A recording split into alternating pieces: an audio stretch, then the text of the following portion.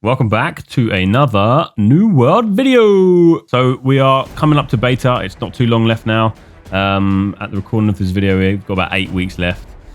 What I want to do is dive into particular areas of New World. So in the past, I've just covered main updates and gave you guys a quick overview of what's happened and what's changed. But today we're going to be talking about faction control points, and hopefully in future videos we'll go into separate individual areas of New World and what it's about. So yeah, faction control points. What are they? What they do? What they mean? What they mean to me?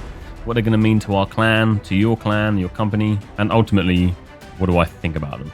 What are faction control points? So unlike other major PvP activities in New World, faction control points are hopefully going to serve as constant PvP hotspots.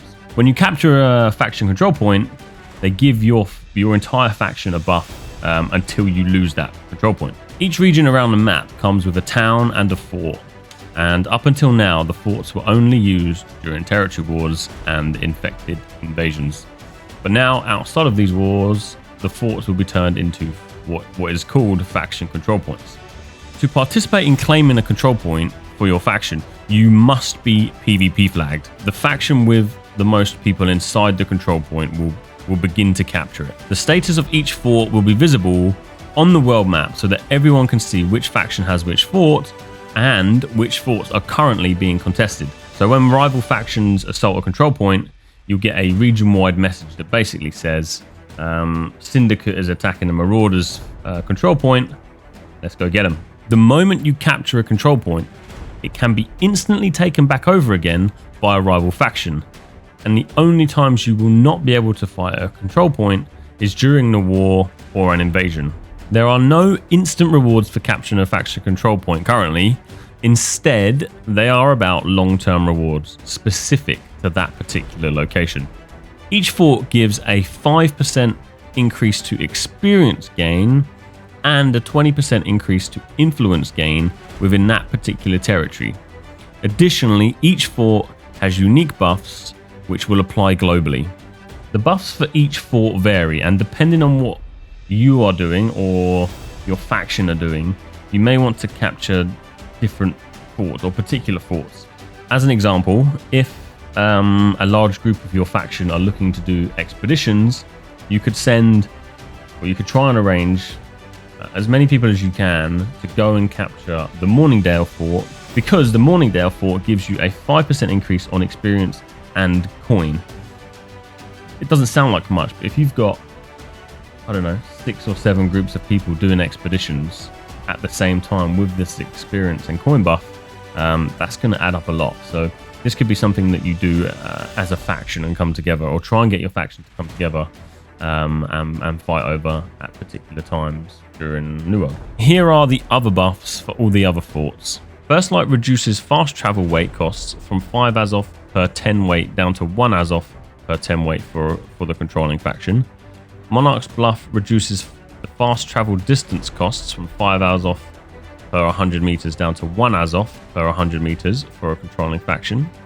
Windsward increases volume of items gained when gathering by 5% for the controlling faction. Everfall reduces trading taxes by 5% for the controlling faction. Brightwood reduces housing taxes by 5% for the controlling faction. Cutlass Keys reduces base Azoth cost for fast travel by 50%. Weaver's Fen increases coin, experience, and territory standing and faction token rewards from faction missions by 5%. Restless Shores increases coin, experience, and faction token rewards from corrupted breaches. Morningdale increases coin, experience rewards from expeditions by 5%. Ebonscale Reach reduces refining taxes by 5%. And Reekwater reduces crafting taxes by 5%. So I don't know about you, but I feel like on paper it doesn't really incentivize me to really go out and capture these control points. It just doesn't feel like it's rewarding enough yet.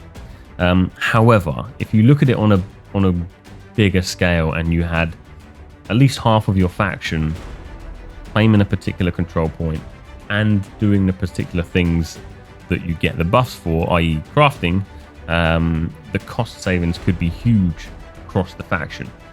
which I'm hoping is going to try and, I don't know, bring companies together, bring the factions together to make people work in synergy a bit more. Obviously, alongside that, I think they're hoping that it's going to create some really unique PvP scenarios. There is one negative to the faction control points. Well, I believe it's negative. You are only allowed 25 people in the control point at one particular time. When you think about it, if 75 people are in there at the same time, it's going to be carnage, it's going to be chaos, and it's going to be really fun. However, I'm kind of sad that there is that limit to basically say you can only have this amount of people rather than that complete freedom. Of course, you can still brawl outside the control points, which is going to be mega fun too. So that is faction control points in New World. If you have any questions, leave them in the comments below. I'll do my best to answer them for you. But that's all we have for now. Don't forget, every Wednesday evening, we run a show called New World Wednesdays, where we talk all things New World and what we're doing as a company, what we any tips and tricks and things like that we may have. So come along on my Twitch and say hey.